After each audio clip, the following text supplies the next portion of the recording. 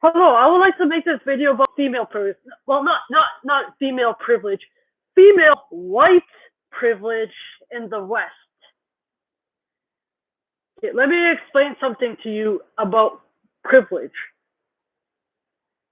Feminists want to make you believe that the people who are really privileged in the United States and Canada are white men. But nobody takes into consideration the fact that the real people who are really privileged aren't so much white men, but they're white women. Women will always make the argument that because more men hold positions of power, that white men must have more privilege. Yeah, the majority of people who hold power may be white, but the majority of white people don't hold power. You see, this is the problem. They try to say because there's a small majority of white men who may be very rich, maybe 30 people in the world, that all white men are evil and all white men must be privileged. Well, the thing is, men in general are not privileged. You see, if a man has money, he is more susceptible to marriage scams than the woman. Traditionally, because men were supposed to be the breadwinners, men traditionally would have more. You see, this would work good traditionally, but modern women realize that, I guess they're smart with the laws, they realize they can marry a man for maybe 5 years and take him for everything he's got.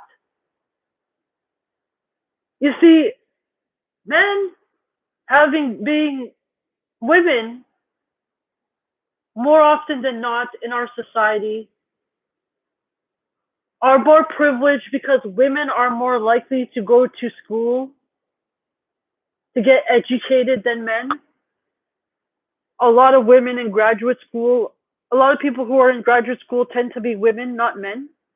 Men, when they graduate high school, on average, more often than not, will start working, while women, more often than not, will basically go and get an education.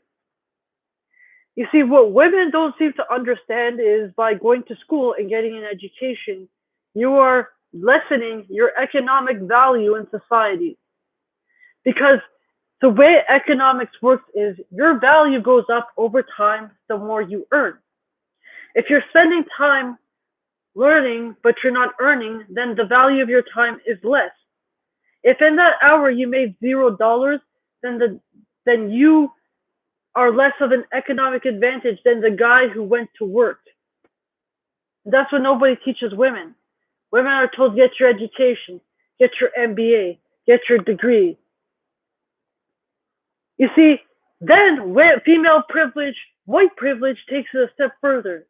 Now the women are in these sociology Marxist training camps, which basically train them to think things like men are evil. You don't need men. How many women have been taught to lie that they don't need men? So now what's happening is a generation of single mothers, fatherless children, because the feminists convinced these women that children don't need fathers, that a father isn't important in a child's life. Women are making false rape accusations and they're getting away with it. You see, people, for example, in the LGBT community may have a harder time calling to the police if they are a victim of a crime. They already have the stigma of their sexuality and the fact that they're treated lesser of a victim for crimes against them. But then when women lie about being raped, it makes them less believable. People who may need help don't get it. And this is the problem. There's people who really need the help, but they can't get it because you're selfishly,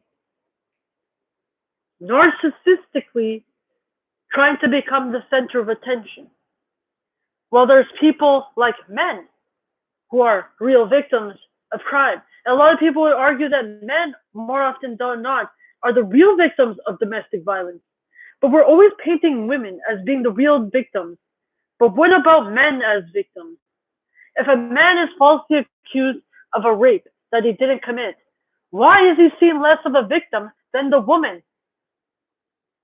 Why is the woman not seen as a criminal for destroying that man and his family and everything that that man worked for?